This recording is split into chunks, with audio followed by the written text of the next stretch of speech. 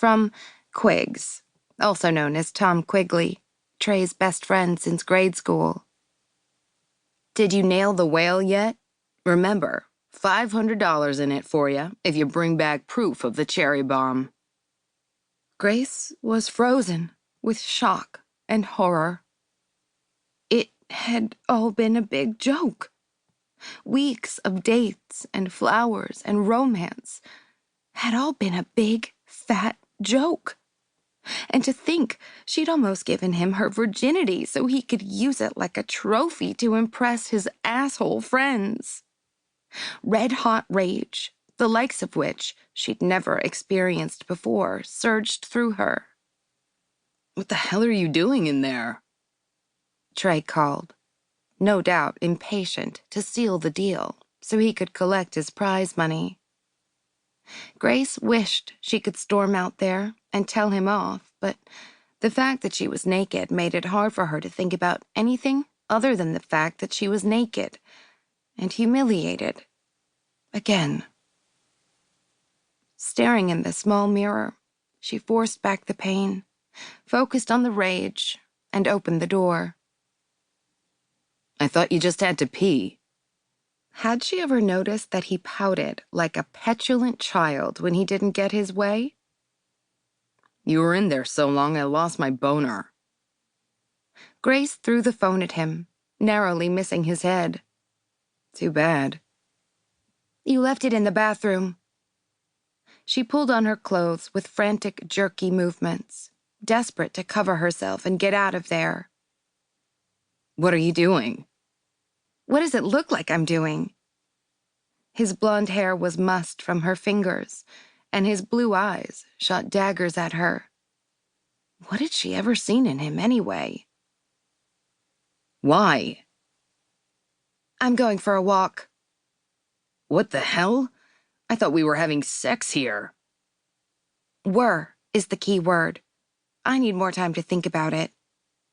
What she needed was to figure out a way home that wouldn't involve calling the parents who hadn't wanted her to go on this overnight in the first place. You gotta be freaking kidding me. We've been dating for weeks. How much more time do you need?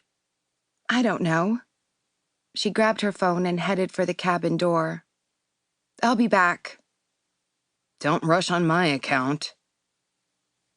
Glancing over her shoulder, she noticed him staring at his phone.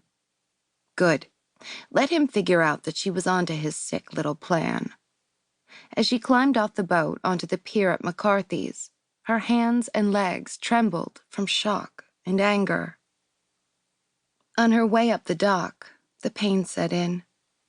After everything she'd been through, years of obesity, the huge decision to have lap band surgery, and all her hard work to lose the weight and keep it off for more than a year, she was still the fat girl to people like Trey who'd never known her as anything else.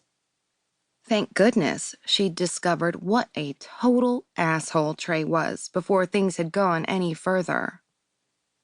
When she thought about being naked in bed with him and how close they'd come,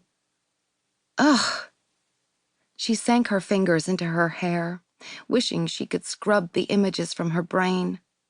While they'd been frolicking aboard the boat, the sun had set over Gansett's great salt pond. A crowd was gathered at the Tiki Bar where two guitarists played old favorites. Not that Grace paid much attention as she walked past the bar. She had far more pressing issues, such as getting as far away from Trey Parsons as possible. "Excuse me," she said to an older man who leaned against a cab reading the newspaper. He glanced up at her, a friendly smile on his weathered face. How can I help you? I was wondering, what time does the last ferry leave? You just missed it. Left at 8. Grace sagged under the weight of the realization that she was stuck on the island until morning. Can you recommend a place where I might be able to get a room for the evening?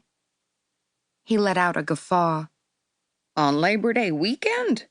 Hate to tell you, doll, but everything's been booked for months. There's not a room to be had on the entire island. Biggest weekend of the year.